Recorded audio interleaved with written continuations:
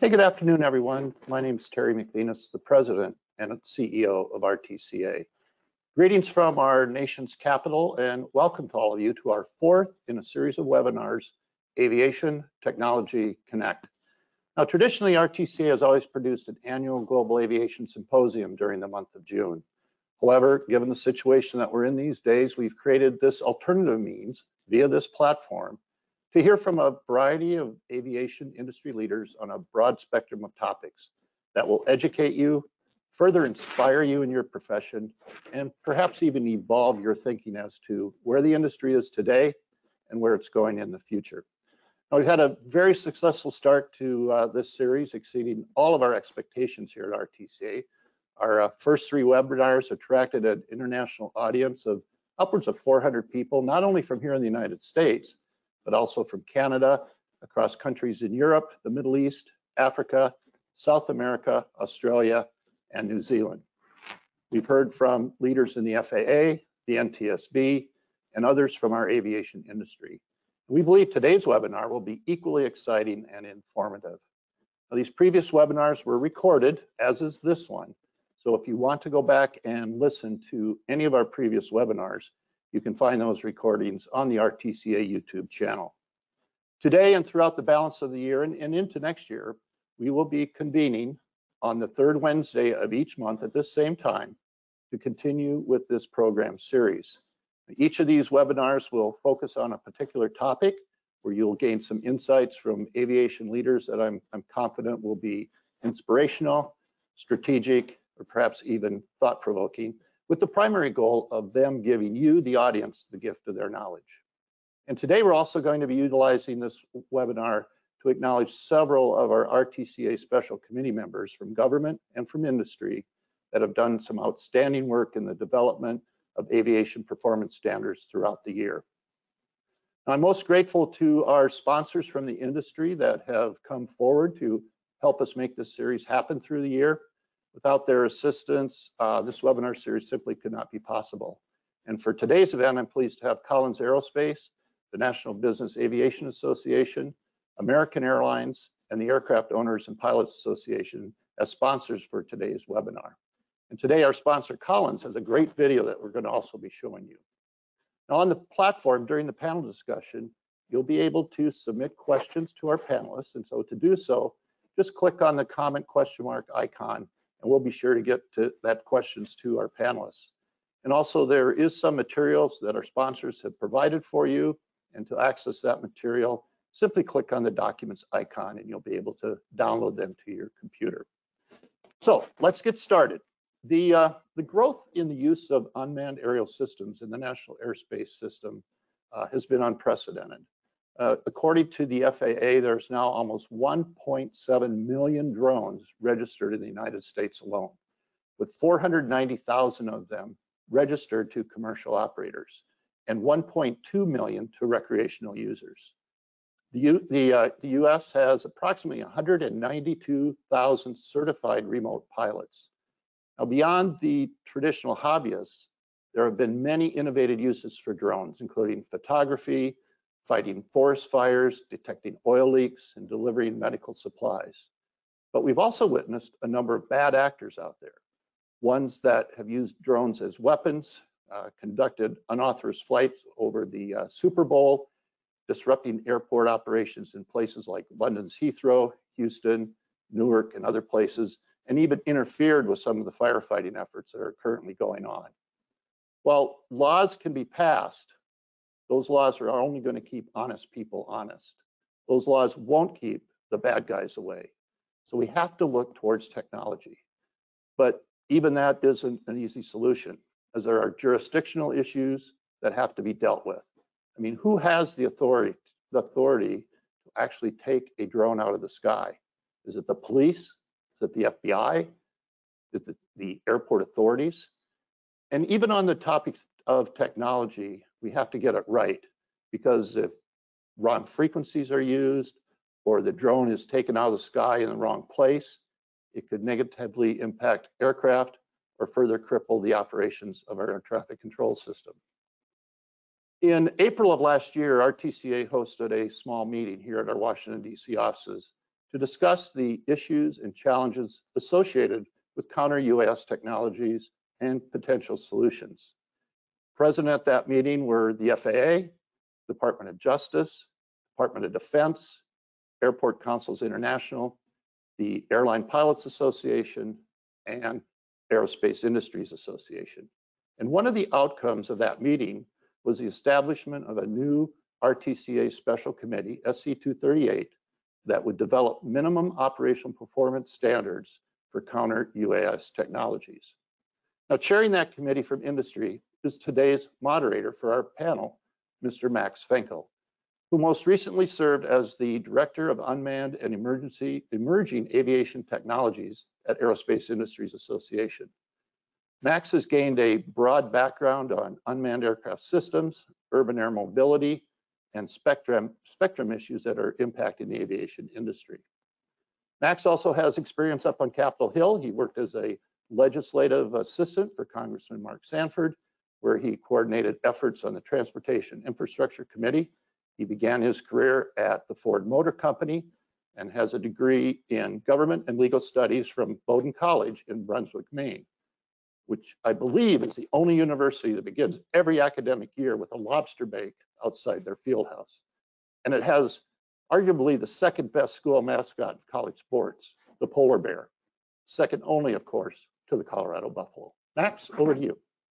Thanks so much, Terry, and really appreciate it. And we do, in fact, actually begin each year with a lobster bake, which, as Bowdoin claims to fame, they have the #1 dining program in the country every year, and it's probably for that very reason.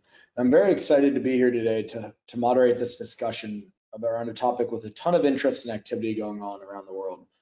As Terry mentioned, I'm Max Fenkel here on behalf of the Aerospace Industries Association, where up until this past month, I worked as their Director for Unmanned and Emerging Aviation Technologies. In this role, I was also honored to serve as a co-chair for RTCA Special Committee 238, which Terry mentioned, a group which will be developing the industry's first Counter-Uas Standard. Counter-Uas is an extremely difficult challenge, and there's no easy solution. As the world witnessed in London a short time ago, a single drone impacting airport operations can be both a major security issue as well as take a serious economic toll. That one incident, lasting 33 hours, caused nearly 65 million in economic impact.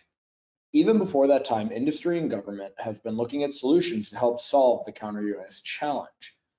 In the US, the Department of Energy was the first agency to receive some authority, followed by the Department of Homeland Security, Justice, and Defense, who more recently was given their own ability to utilize counter-UAS measures. This brings up a very important distinction that is typically lost in the weeds. It's easy to detect a drone, but only few can legally mitigate that drone. More recently, on April 13th of this year, the Department of Justice issued guidance on how to protect facilities from drones.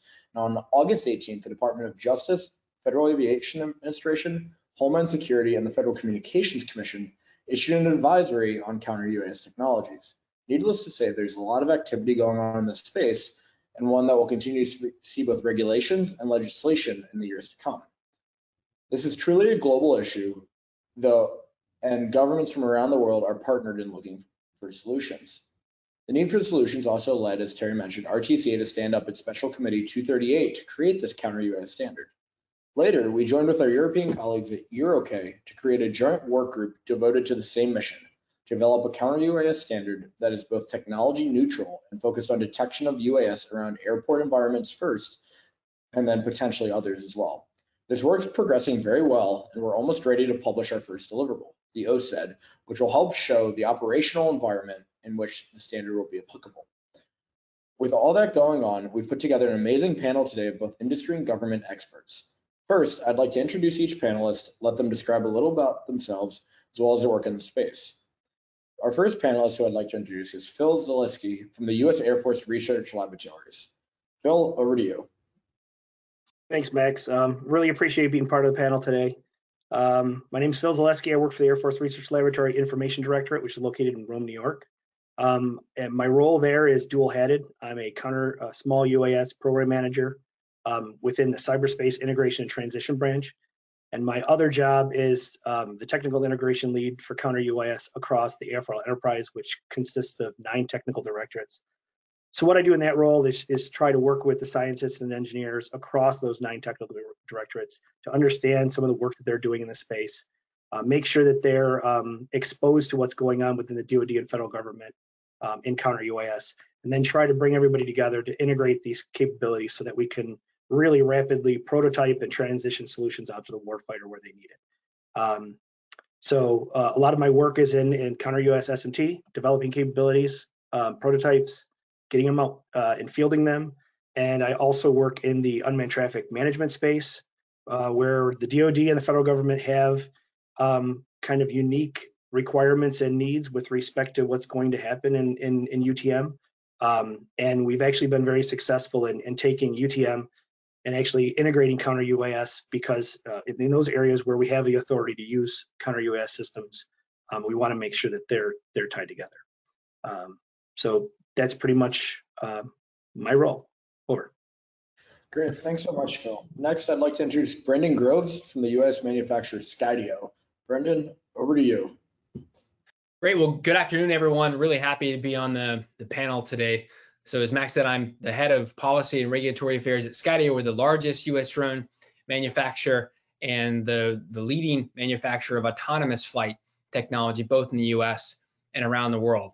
I joined Skydio from the U.S. Department of Justice, where I worked on these issues every single day. I was Associate Deputy Attorney General for National Security. I oversaw national security policy formation, but I also led the administration's effort to develop and pass the legal framework that allows federal law enforcement agencies, namely DOJ and DHS, to do something about the malicious drone threat, to detect, and not only to detect, but to disrupt. And it was in that role that I worked, substantially with RTCA and many of the members, as well as, of course, members of Congress, to get that done, which was passed in 2018. In addition to talking about dealing with the drone threat, I also used drones. Of course, I oversaw DOJ's own use of drones for law enforcement and public safety purposes, and developed, led, and scaled that program, and also served on the FAA committee that oversaw the integration of drones into the national airspace. So I think this is an incredibly timely topic. There are lots of issues where security can actually be an enabler of innovation and progress if we do it right. And that's why it's so important to support the standards development process with RTCA that has the potential to do exactly that. Thanks, Mike. Thanks so much, Brendan. And lastly, we're honored to have my co-chair from the Counter-Uas Standard from the European side of things, Jorge Moar from Indra Defense and Security. Jorge, over to you. Good afternoon, everyone. Thanks, Max. Let me thank you, the organization, for inviting me to this panel. It's a pleasure for me. So let me introduce, I'm head of counter solutions at Indra, and at the same time, I'm chairman of the RTCA working group focused on standardization of counter-UAS solutions at airports. And we collaborate with the Special Committee 238, as Max said before. In order to identify my main activities as head of counter solutions, let me first introduction about my company. My company is a Spanish veterinary company. We have around 50,000 employees with two cores of activity. One focused on defense and security, air traffic management and transport. The other one focused on IT. So regarding the first area of activity, we cover a full spectrum of the US and counter-UAS solution. That means we are ATM system provider. At the same time, we develop our own solutions of the UTM use space, and of course the counter-UAS solution. Regarding counter-UAS solution, is the business line I manage. We have developed a full solution which allows you to support the full cycle, and it's a result of combining the expertise of our background in radar, electronic warfare. And at the end, we had the result of this effort has been a system ready to support all the process, as I said, and at the same time, is ready to collaborate with other types of systems. As Philip says, ATM, US space, our system really necessary to collaborate with us, and that is the idea we have for our product. And regarding the RTCA activity, well, later we will have time for just I should explain more about that. But we are really involved nowadays in the standardization process for this type of system.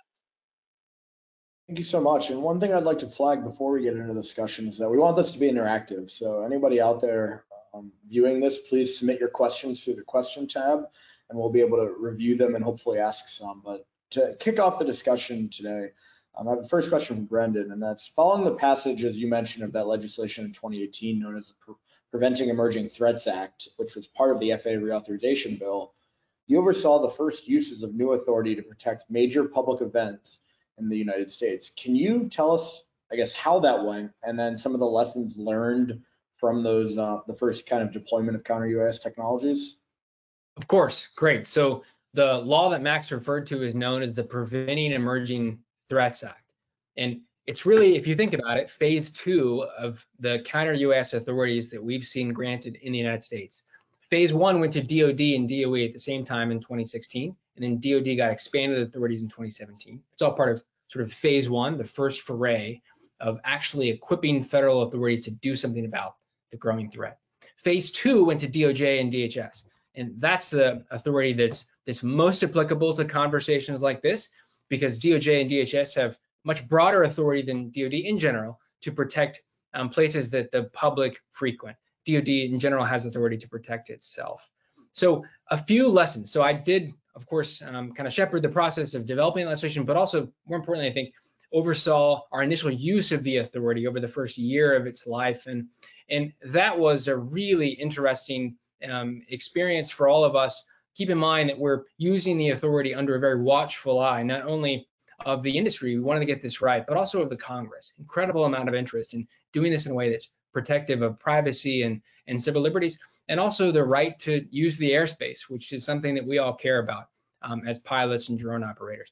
So a few takeaways that we saw is, one is that we realized, we'd realized really before the passage that counter-UAS should supplement, but it should not supplant other measures to mitigate risk. Counter-UAS is a tool in the toolkit. You need to have it, but it's not necessarily your primary tool. Educating operators in the airspace, as basic though it may be, is absolutely fundamental to any semblance of airspace security. Having some ability to know who's flying. We refer to that, of course, in the US as remote identification. That too is foundational. Obviously, we're excited to see the FAA release a final rule hopefully later this year. And the second takeaway, I suppose, would be that detection is paramount. In the counter-UAS industry, you hear a lot of focus on mitigation technology, but most of that focus, in our view, I think, and speaking with my own personal hat on now, is misplaced. Appropriate authorities need the ability to actually deal with a malicious actor. Granted, we spent 2 years getting that authority with Congress, but you can't stop what you can't see. It all comes down to detection. If you can't see it, all bets are off. So really what the most important thing in the field is to find the malicious drone. Then you can determine how to deal with it. And the third sort of takeaway might seem counterintuitive, and it relates to the second, and that's that in general, interdicting the operator may be more effective than interdicting the drone. Many people picture a drone carrying a bomb over a stadium, which is absolutely a real risk. But what we found is that having the processes in place to interdict the operator is actually more effective and in many ways easier than interdicting the drone itself. And we've done this in a number of ways. So without saying too much, when we oversaw the protection of the Super Bowl in 2019, using this at the time brand new authority, 70,000 spectators in the stands. For instance, right before the opening, the national anthem, actually, the Air Force Thunderbirds were inbound at about 400 knots, roughly 500 feet off the deck. And an intrepid, very young FBI operator manning the control station saw a drone that was hovering just outside the stadium that appeared to be directly in the flight path. So without missing a beat, he turned to his left, talked to an FAA air traffic controller, talked to the tower, talked to the team lead, decided not to scrap the flyover, but to move over laterally and gain some elevation and miss the drone. We were able actually to interdict that operator in less than 2 minutes from a time of initial detection and get the drone down while we were simultaneously talking to the Thunderbirds to encourage them to change their flight path very quickly during the flyover of the Super Bowl with tens of millions of people watching on television. So I think, again, that story does two things. One, it shows you the importance of counter-UAS. You need it. It's not a hypothetical issue. And two, it showcases the potential utility of interdicting the operator. And in general, federal authorities have talked about this in public. They are able to interdict the operator in a handful of minutes of initial detection with teams on the ground. So I would just sort of leave it there, and happy to get some feedback on the audience on any of those points. Thanks so much, Brendan. I guess, Phil, over to you from the DoD side, because you're obviously looking at a lot of the same things Brendan was referring to. Can you talk about some of the lessons that you've learned over the years of how to kind of carry out counter-UAS? Yeah, so a great question. So we have to look at it as just not one solution is going to be able to solve this problem. So we're working across all the modalities across the entire counter-UAS kill chain to try to be able to detect quicker, track better, provide the operator of the counter-UAS system with the best information so that actions can be taken immediately. And of course, as Brendan said, the operators, key to that. The challenge, and I love the way that Brendan had mentioned, that it's being able to detect. I mean, we're looking at technologies that we've had that were designed to detect things that fly above 50 feet and don't look like birds. Okay, now all of a sudden we have very small things that look like birds that fly below 50 feet, and they can pop up, right outside of a fence line and beyond you at 75 miles an hour. So this is a huge challenge. Now, within the DoD, it makes what's more of a challenge is where's the mission? So right now within the DoD, especially within the Air Force, the missions, it's force protection, right? So it's the same folks that are actually looking at CAT cards for those people that are coming into a military base, or out in security vehicles that are monitoring the taxiways and the runways. Those are the types of people that have the mission now to actually execute counter-UAS capabilities. So we as scientists and engineers have to be able to bring some really good technology that's going to speed up the decision making and provide them with the best information that we can, so that they can effectively do their job because they have another role to do. So those are the main challenges outside of what, as Brendan had mentioned, it's policy is huge. The lack of mature policy, and this is going to happen when you have a new mission set. The lack of policy makes the S&T challenging, makes the testing and experimentation challenging, and then obviously the implementation of those and operation of those capabilities. It just makes it a challenge until that's mature. So that's where the DoD stands. Over. Thanks so much. And Jorge, over to you now. Obviously, we look at this primarily from a DC perspective and what's regulatory and legal in the United States. But can you talk about some of the differences over in Europe and what can and cannot happen, and ultimately how Indra looks at this and some lessons you guys have learned from the testing that you've done of your solutions? Okay, thanks, Max, for the question. Well, let me thank you. Say before that I fully agree with the point of view of Brendan and Philip. It's a complex situation and requires more than only technology to be solved or to be faced. Complementing the taking into account the experience we have is, okay, there is not a perfect solution. There is not a perfect sensor.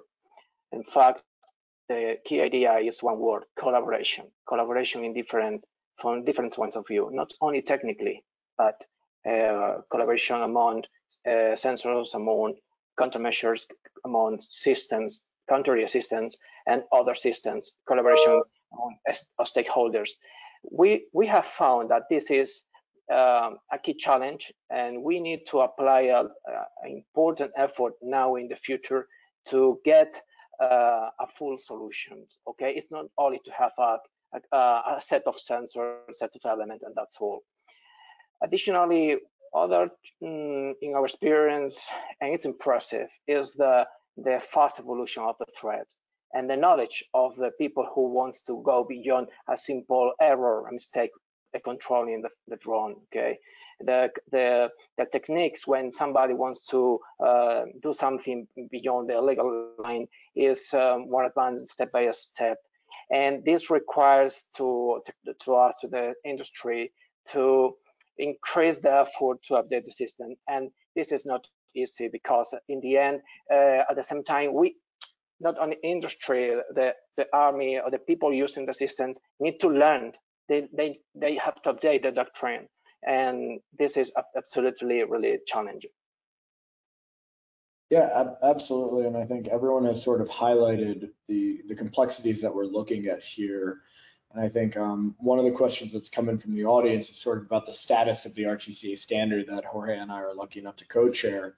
And I can give a quick answer of that. We're getting really close on that first deliverable, that operational description. Jorge and I are sending emails hourly sometimes about it, and we're really excited about the progress. But Jorge, can you give a little bit of insights of where we're going next after that document's complete? Yes, in fact, if I propose you to share a simple preamble of the current situation. As you said at the beginning, that our activity started at the beginning of this year, and the objective of the full activity is to provide 3 documents. Okay, the idea is to work in the standardization of this kind of Counter-Uas solutions into airports and ANSPs, and the idea is to produce 3 documents. The first one, as explained before, is OSET.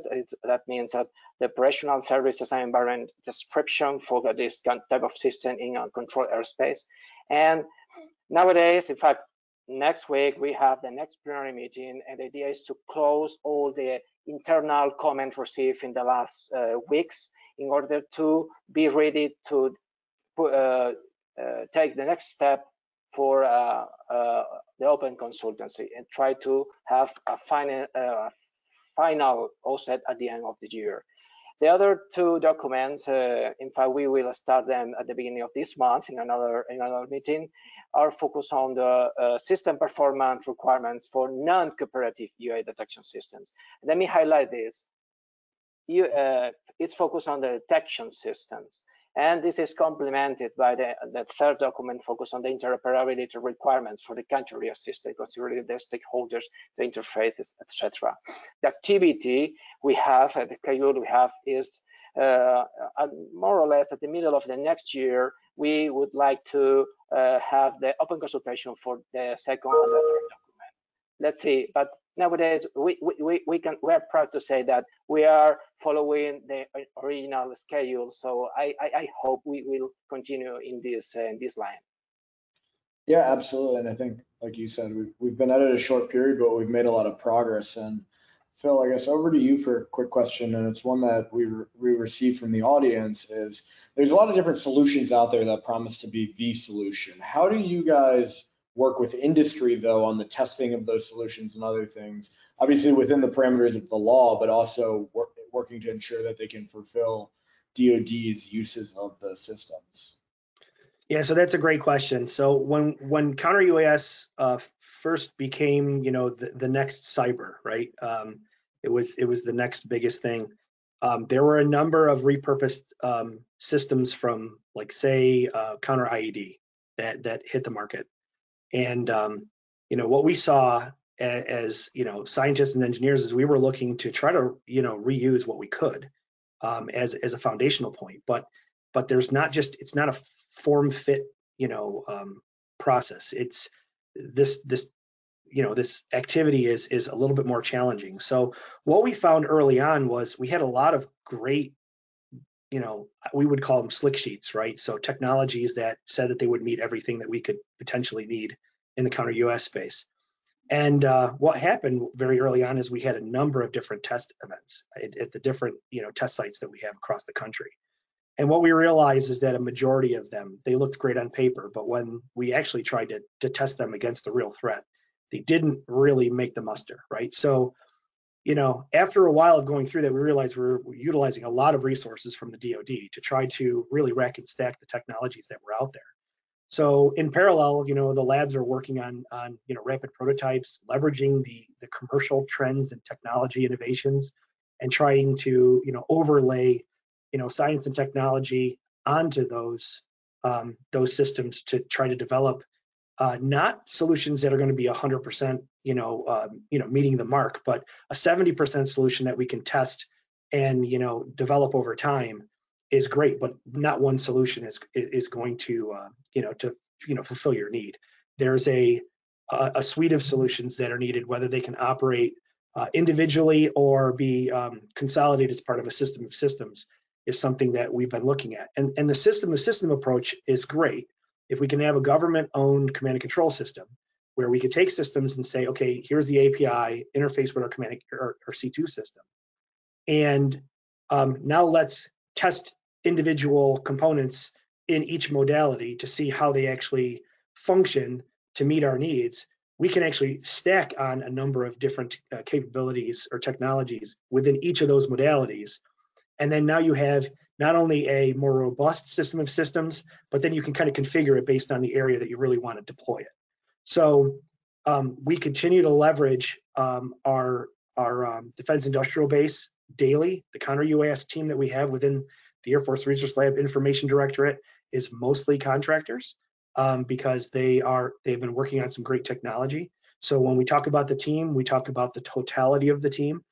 And we continue to make strides. The biggest challenge that we face is the fact that this technology changes so rapidly. By the time we're actually working against one threat, the threat has shifted. There's a new platform. There's a new piece of firmware that's on. It becomes a huge technical challenge that we have to stay ahead of, and it expends a lot of resources to try to make sure that we're at the forefront of S&T for that. Yeah, absolutely. Brendan, switching gears now from the manufacturer side, obviously Skydio has incredible technology through the autonomous flight and other great things that you guys put into the UAS, but how do you think about, I guess, safe integration when you guys are manufacturing the drones themselves? We hear of things like geofencing built in and other things, but what are some of the specific things you guys build into the system? Right. So this is definitely an important topic, something we think about a great deal. The first and most important thing that we take seriously at Skydio, and other manufacturers have done this to some extent, is to take great strides to promote responsible use by all users of our products. That's maybe the most important step. There are only so much you can do, of course, to deter a malicious actor, a would-be criminal. But what we can do are spend a lot of time thinking about potentially careless and clueless operators and ensuring they have the tools they need to use technology safely and effectively. We do that in a variety of ways. We have sort of a best-in-class program and safety guide that walks new users through the technology, how to deploy it safely in the national airspace. We've also been the only drone company to release a comprehensive set of ethical and policy frameworks designed around the promotion of responsible use. So we're trying to really take that to the next level. The other thing we've done is support in principle the concept of remote identification, and we will of course be a strong backer of that, even if we think that the proposed standard released late last year has a lot of flaws and challenges for the industry and for hobbyists and for others. Nonetheless, the idea of remote ID is important. It will drive security. It's really an 80 or 90% solution. It's going to do a whole lot for the owner of a critical infrastructure facility in Omaha that has concerns about unsafe or concerning overflights of her factory at 2 a.m. Now, remote ID will give you the ability to step back and potentially even see what that was, work with the FBI, work with your local law enforcement stakeholders to get to the bottom of that. I think what we'll see is there's a time and a place for Counter-Uas. People need it. We need to use it in this responsible way, but remote ID will actually take the pressure off a large part of the critical infrastructure community for whom it will be sufficient. It will not be all things to all people, and there's absolutely a class of critical infrastructure owners and operators. There's absolutely potentially state and local operators who need that authority too. But those are the main things we're doing: supporting remote ID and working sort of day in and day out to promote responsible use. Yeah, absolutely. And those are some very good steps in working towards solving this challenge. And this is a question for anybody. It's a pretty broad question that we got from the audience, but can you talk about a little bit on the command and control link used and how that can impact the Counter-Uas system, whether it's a cellular network or radio frequency, and obviously other things. I think from an outset, at least in the US, spectrum jamming is illegal. So that obviously takes part of it, but to the panel, how do the different comms links come in when looking at Counter-Uas?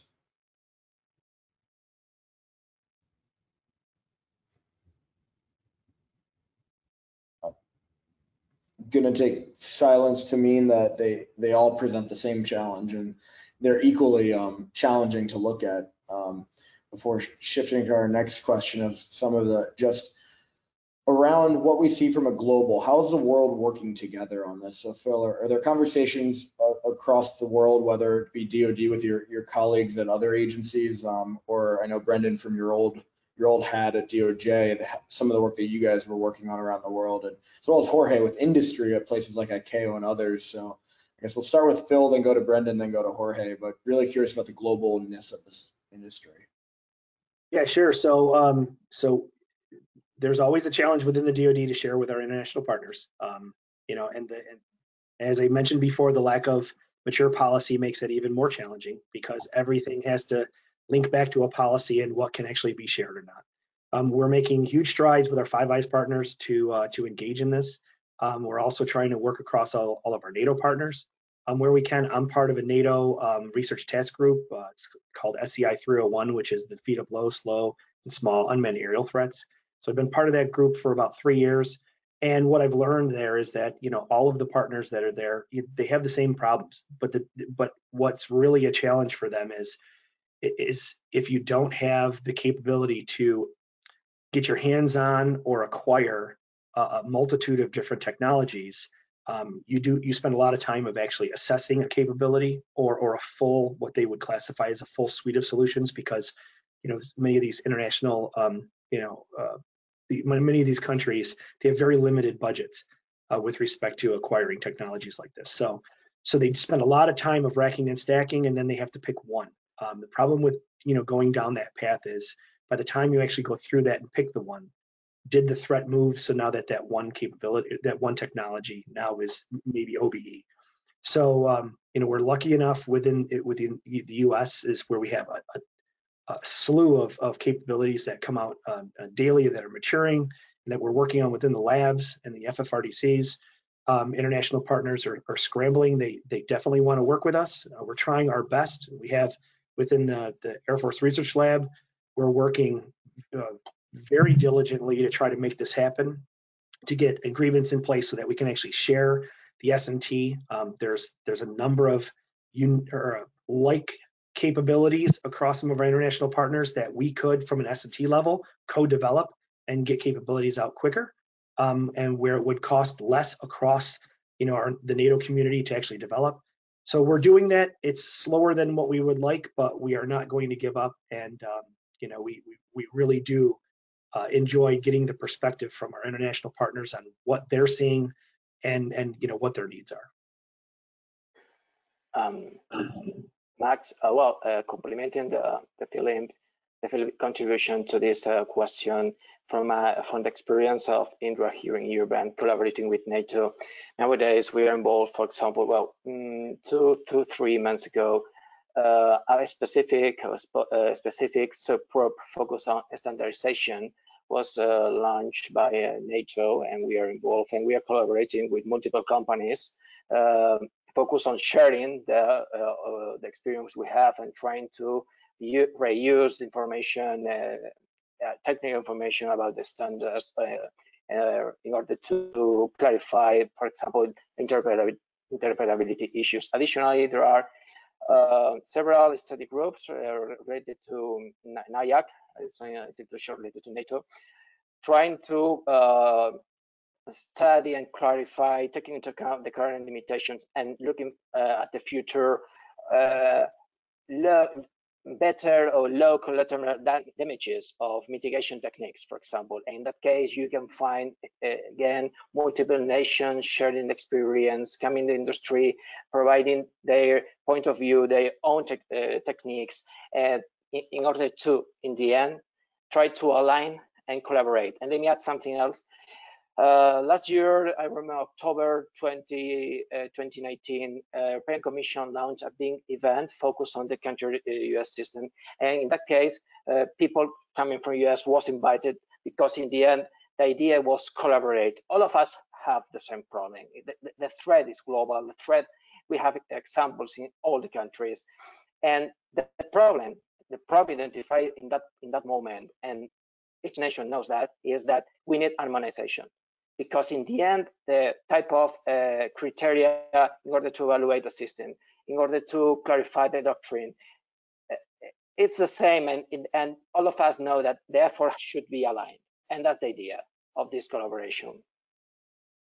Yeah, thanks, Max. I would just add, I think the audience should find encouraging the extent to which other nations have taken this seriously. And the best example I could possibly point to is an effort by the Global Counterterrorism Forum to develop a set of global best practices to address the drone threat. This is known as the Berlin Memorandum. The Global Counterterrorism Forum is a multinational forum set up in the days immediately after September 11th to tackle problems that were international in scope relating to terrorism. And over the last 2 years, they took an attack vector to really wrap their arms around the drone threat globally and do something about it. I served on the US delegation to the body that wrote the standards. It involved about 40 nations.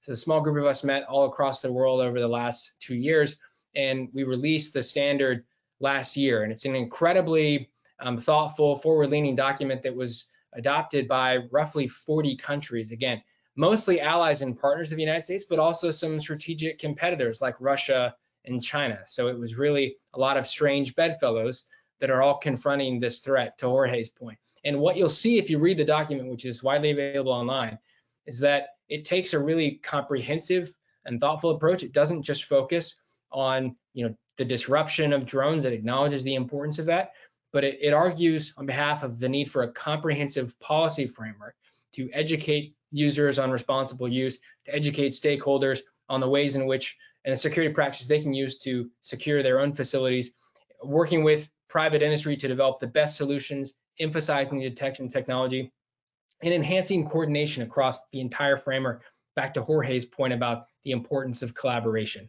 So again, I would just commend everybody to read that document, which speaks for a lot of the world as we know it. Yeah, thank you, everyone. And then I guess one question, Phil, as we just talked about international cooperation, but within the domestic cooperation of our government agencies, obviously there's a lot of people looking at this. Brendan mentioned there's that council of kind of agencies between the FAA and DOJ and others. How, in your experience, does the government work together on this, knowing that, for example, the FAA manages the airspace but doesn't have the authority to carry out counter-UAS?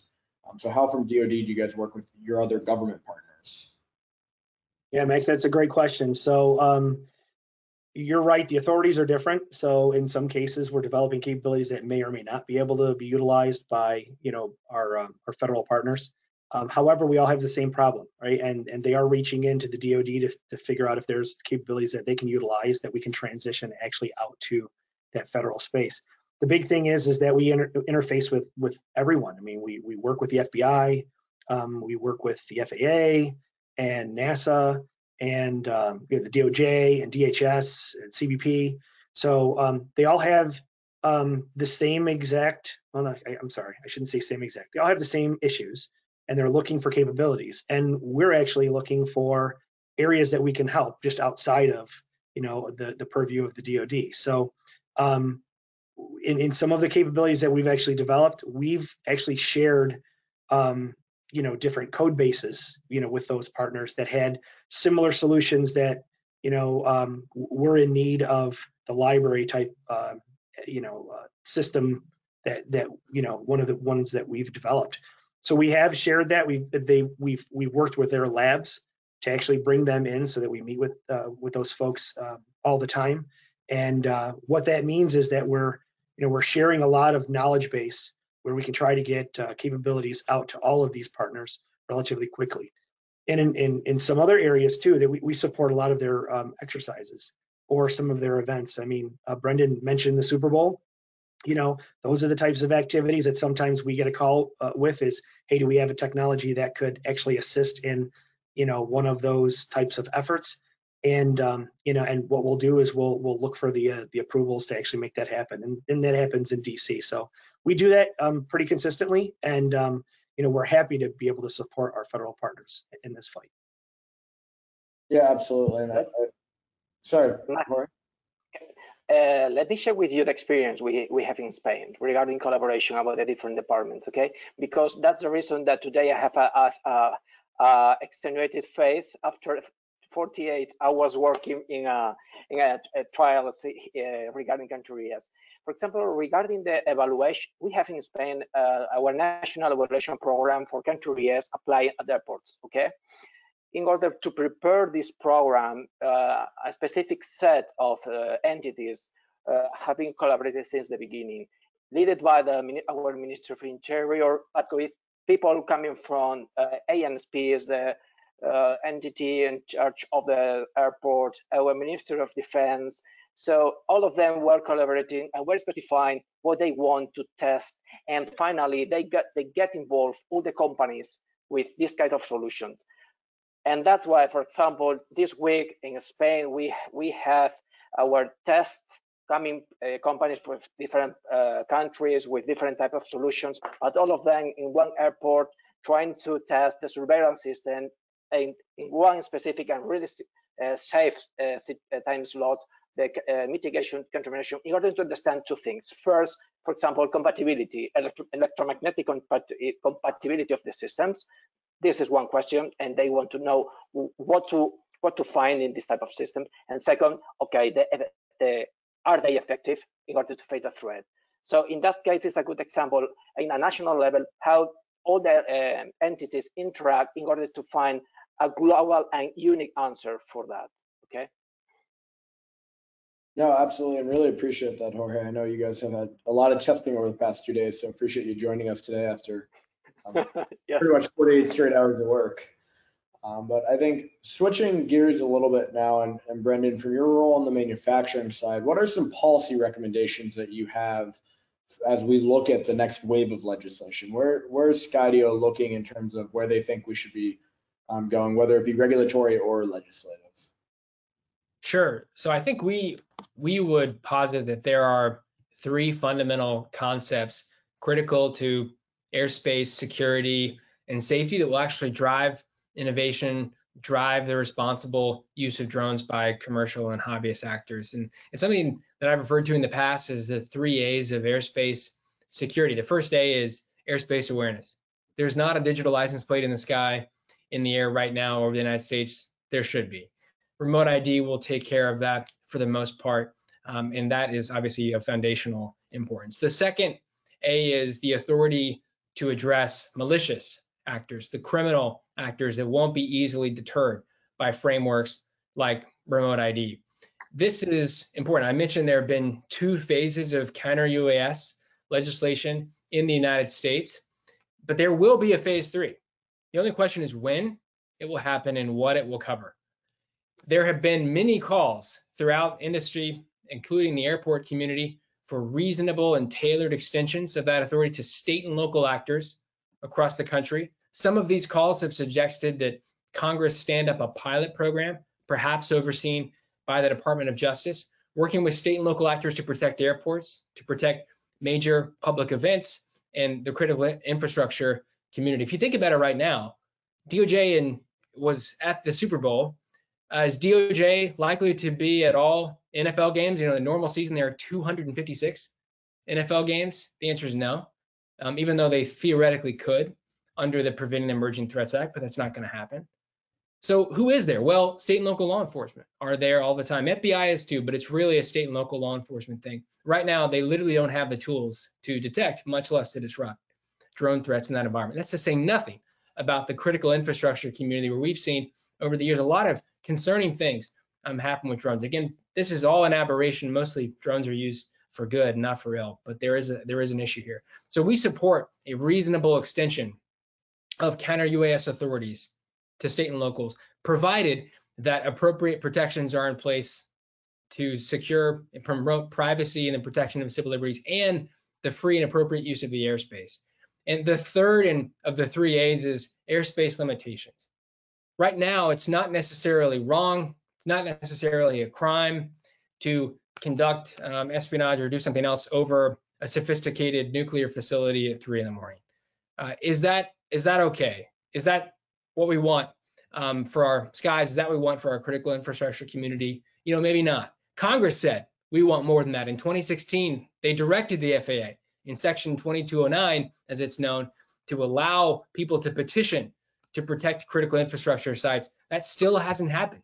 It's on the FAA rulemaking calendar, but it's high time to get that out the door, get that in the field where it matters for people that need it. So we fully support that. I think if people take those 3 A's seriously, we'll see massive gains in safety and security, and then as a result, significant gains in innovation and progress as well. Yeah, thank you. I guess, Jorge, shifting over to Europe now on the other side of the pond, what are some things that are a little different than what you're hearing you got that are either legal or not legal there, and also some recommendations that you'd have for policymakers on how to ensure a safe airspace? Max, could you repeat, please? I didn't get you. Yeah, absolutely. So obviously, Brendan just went through a lot of policy recommendations that I think around the world would make the airspace safer. What are some specific challenges you see over in Europe, whether it's you guys have a different legislative frameworks or what's legal is different, or just some other specific recommendations that you would have from the European side, recognizing that, and candidly, I don't know everything that's legal or not legal in Europe versus the United States. Okay, regarding that, what I would like first highlight is the European Agency for Security Aviation. 1 year ago, they created a specific task force focused on this Counter-Uas challenge with different objectives, and the idea is that try to create and provide a basic framework to provide a reference for the different European nations. And nowadays they're working in different issues in order to provide some basics in order to face in a similar way per country. Okay, from a national point of view, I noticed that we have still pending issues, and they need to clarify. When Brendan highlights the importance of remote ID to get surveillance, well, situational awareness, I think it's important. We need that. But at the same time, when we think about the application of UTM, unfortunately, I'm not expert in UTM. I'm expert in Counter-Uas. That when we see when we have UTM, when we have this capability to have information about the authorized drones, and with that simplify the air picture and then identify the non-authorized drones. Okay, we have to wait a little, and this is challenges nowadays. But I hope when we have this technology, we have this system, it will be better to face the threat.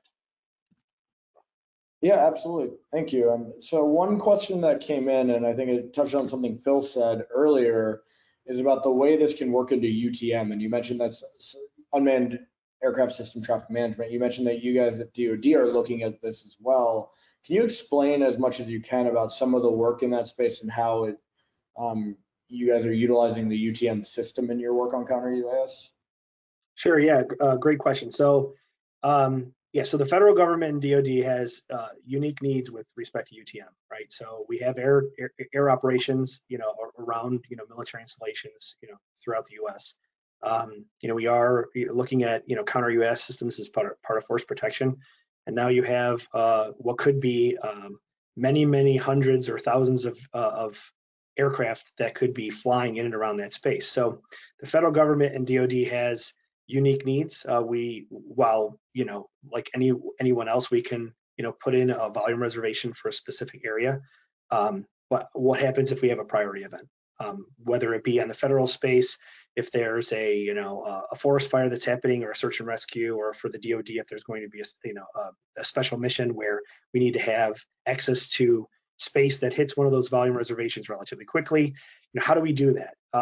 How do we interface between the UTM piece with air traffic management and the defense air operations? How do we protect that information? How do we secure the information? So protect information in UTM from spoofing. So great that we have remote ID, but what happens if it's spoofed? So these are concerns that we're looking at within the DoD. What makes it most challenging on the UTM side is that UTM is still a moving target. It's very much a staged approach with respect to NASA and FAA.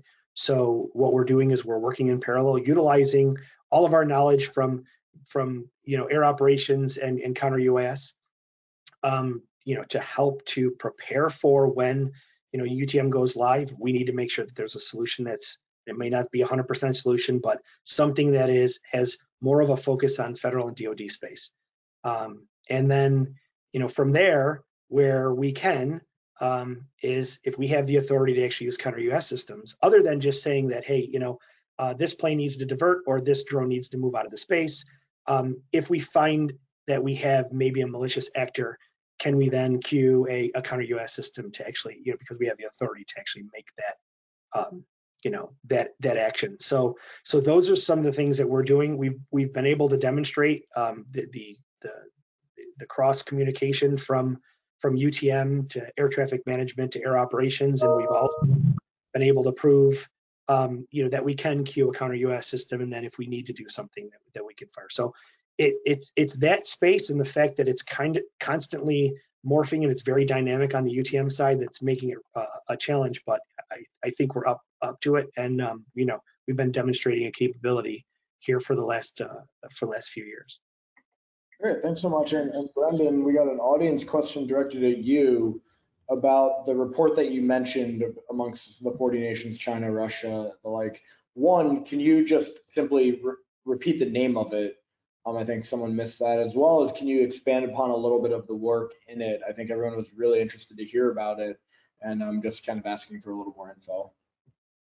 Absolutely. I think it has flown under the radar. So this is known as the Berlin Memorandum on Good Practices for Addressing the Drone Threat. And I'm sure there's a way to send this to the audience. We can try and do that.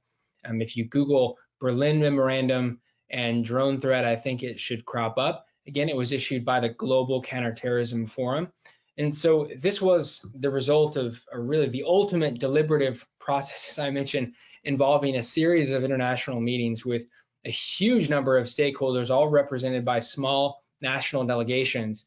Only government folks were involved, but we did invite certain members of the private sector to brief the group during various international engagements in Europe and in Asia. And so not everyone agreed when we first walked in the room. I chaired the legal working group on this issue, which was very difficult and challenging because every nation has very different legal approaches to what tools you can use to detect and disrupt drones. Some nations also favored a harder approach. Other nations favored a softer approach. And by harder, I mean, well, if a drone is flying where we shouldn't, we'll just shoot it down. And we'll just use GPS jammers anywhere we want, to include on airport grounds. They often realize over time that probably wasn't a smart idea.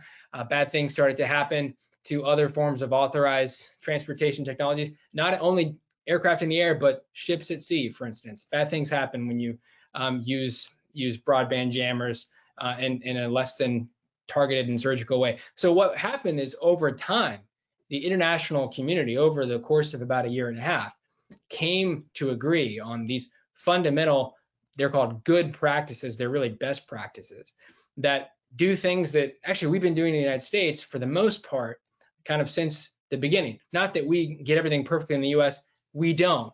Anyone who follows that space will pick that up really quickly. But again, I think what you see is it's helpful for drone operators, because now if you operate in these countries, you know that their national governments have endorsed this strategic approach that is not going to take, or at least shouldn't take, a draconian approach to drone security, just shooting down whack-a-mole of the skies. And if you're a Counter-Uas manufacturer, it's helpful to you too, because you know that those governments have endorsed the idea of working closely with industry to develop the right solutions, prioritizing detection. Yeah, thanks so much. And unfortunately, we're running out of time now, and I think this discussion could go on for hours longer. So with that, I want to thank our panelists for their time today and give a virtual round of applause. Unfortunately, we can't do that in person. And with that, I want to call back Terry McVenis from RTCA to take us to the next part of today's webinar. And once again, thank you to all of our panelists. Thanks, Max, and thanks from me too as well to the panelists. It was a really great discussion. Really appreciate several of the perspectives. One is there is no one size fits all in finding a solution. And it really is going to take a layered approach, which is the same approach that's worked so successfully for us in both safety and security that we've used in aviation for decades. So I really appreciate that line of thinking. And also the international aspects of it and creating that harmonized approach, because this isn't a local problem. It's not a single nation's problem. It really impacts the safety and security across the aviation, or across aviation in many countries. And RTCA, we're really happy to be partnering with multiple government agencies on this, FAA, DOD, DHS, as well as our sister organization, EuroK, over in Europe, as we work towards a harmonized solution. So thank you again. Collins Aerospace, which is one of our sponsors for today's webinar, has a special video that they want to share with us. So we're going to run that now. But by the way, some of you with some older systems, you may not be able to hear the audio, but stay with us. The full audio of the video will be available on the recorded version of this webinar. But for now, let's go ahead and roll that video. From the smallest details to the highest pursuits, we are redefining aerospace. With our customers, we relentlessly tackle the toughest challenges in our industry. And every day, we imagine ways to make the skies and the spaces we touch smarter, safer, and more amazing than ever. Together, we chart new journeys and reunite families. We protect nations and save lives. And we explore the unknown. We believe in the power of intelligence and partnership to guide our customers into the future, reshaping our industry across the globe and even beyond. The paths we pave together lead to limitless possibility, and the bonds we form propel us all higher, again and again. We are constant in our evolution. We are connected to our customers, always. We are compelling as we boldly step forward. We are redefining aerospace.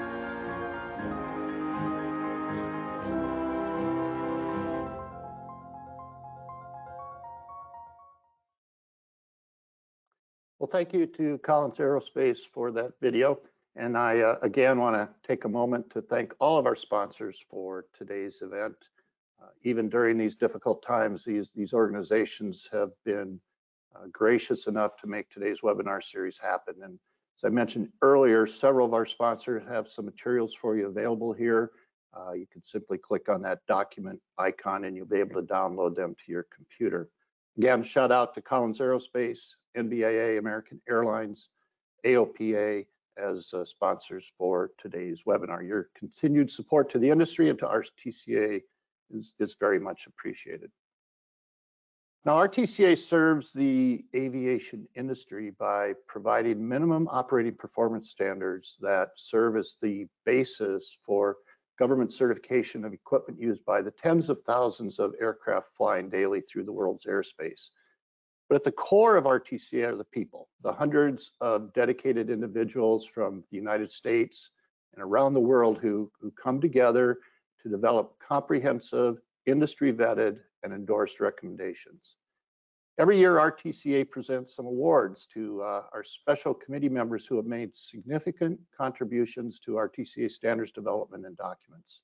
So I'd like to invite Karen Hoffman, one of RTCA's program directors, to join us to make a presentation to a set of committee awards for this month. Karen? Thank you, Terry. Our first committee award is for Special Committee 234, Portable Electronic Devices, or PEDs.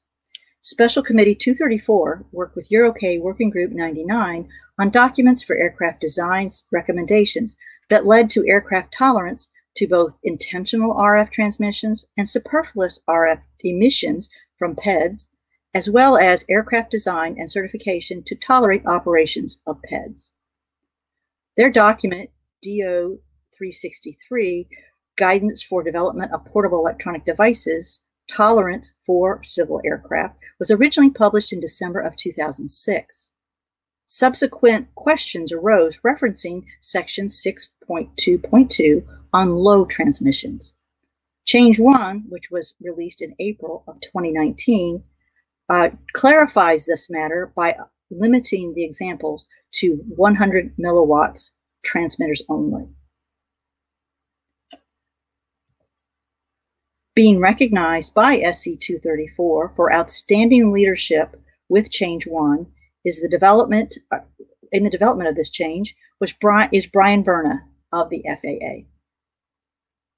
Congratulations, Brian.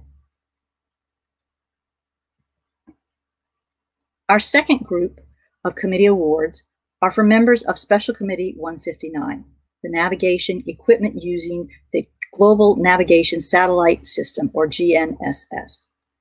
Since its establishment in 1985, RTCA Special Committee 159 has produced and maintained a suite of minimum operational performance standards, or MOPS, and minimum aviation system performance standards, MAS, for aviation equipment using the GPS and its augmentation systems.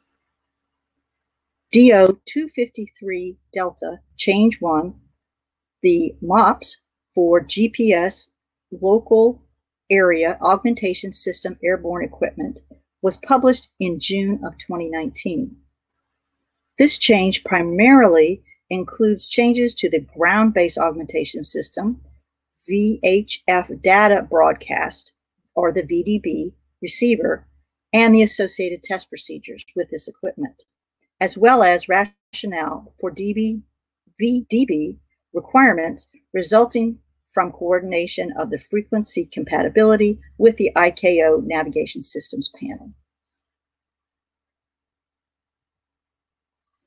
Recognized by 159 for outstanding leadership in the development of DO 253 Delta Change 1 are Daniel Domi from Easterline CMC Electronics, pictured here with Phil Boyer, former AOPA president.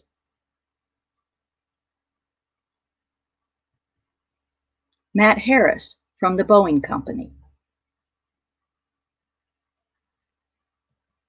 as well as Joel Wickers from the Collins Aerospace. Congratulations, Dan, Matt, and Joel. Our next group of committee awards are members of Special Committee 214, the Standards for Air Traffic Data Communication Services. This group was established in 2007. The committee has developed several documents jointly with EuroK Working Group 78, and now they work with Working Group 72 or 92 on other documents, but they support both the new Next Generation Air Transportation System, or NextGen, and the Single European Sky ATM Research, or SESAR, defined services. DO 290 Change 3 Safety and Performance Requirements Standard for Air Traffic Data Link Services in Continental Airspace, or the Continental SPR Standard, was published in September of 2019. It eliminates problems to demonstrate compliance with Euro Data Link Services, implementing rule by following existing and future certification efforts to use existing ATN Bravo 1 interop standard or Bravo 2 ATN B1 accommodation interop standard to also comply with this SPR. Being recognized for outstanding leadership on DO 290 Change 3 is Jerome Condis from Airbus. And for his significant contributions to this document, David Mancivo from EASA. Congratulations, Jerome and David. And our final group of committee awards for today are the members of Special Committee 224, Airport Security Access Control Systems. This group was also established in 2007. Their guideline document provides a basis for the FAA, TSA, and user community for planning, investment analysis, and architectural design making, and providing standard systems and operational guidance needed for the effective deployment for security access control systems at airports.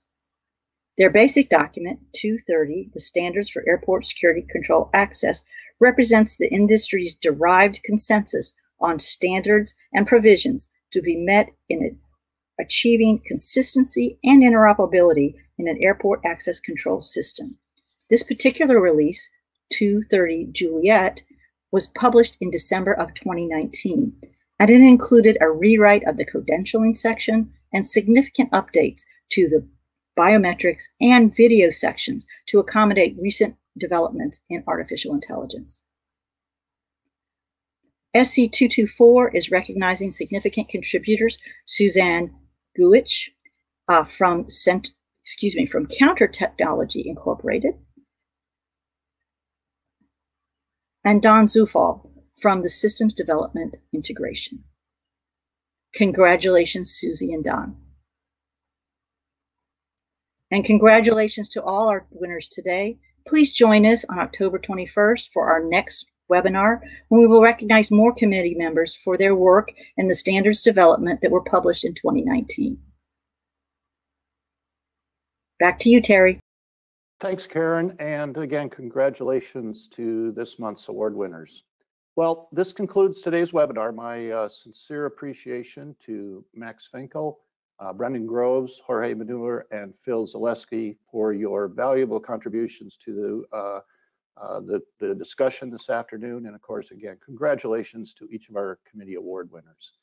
And again, thank you to our sponsors for today's webinar, Collins Aerospace, National Business Aviation Association, American Airlines, and the Aircraft Owners and Pilots Association. And remember, you can get those documents from our sponsors on the documents icon to get a little bit more information. And to the audience, thank you. Thank you for joining us today. I hope you found today's presentations educational, inspiring, and involving. And again, these webinars are being recorded, so if you want to review anything presented today or any of our past webinars, you can do so by going to the RTCA YouTube channel. Please join us again next month on October 21st at 1:00 p.m. when we will feature a panel led by Mr. Gene Hackman from Collins Aerospace on modernizing the National Airspace System. Now, we've heard a lot about this topic for quite a few years now, but this panel is going to be looking at things from a little bit different perspective. With the advent of some of the new capabilities and new entrants into our aviation ecosystem, you're going to hear a discussion on the critical need of delivering a future-ready framework for modernizing the NAS. So it promises to be a great discussion. You're also going to hear a short tech talk from Mr. Paul Rinaldi, who's the president of the National Air Traffic Controllers Association, and Mr. Paul Winstanley of the Global Air Traffic Controllers Alliance. So I hope you'll all be able to join us on October 21st. So thank you again for being with us, and have a great day.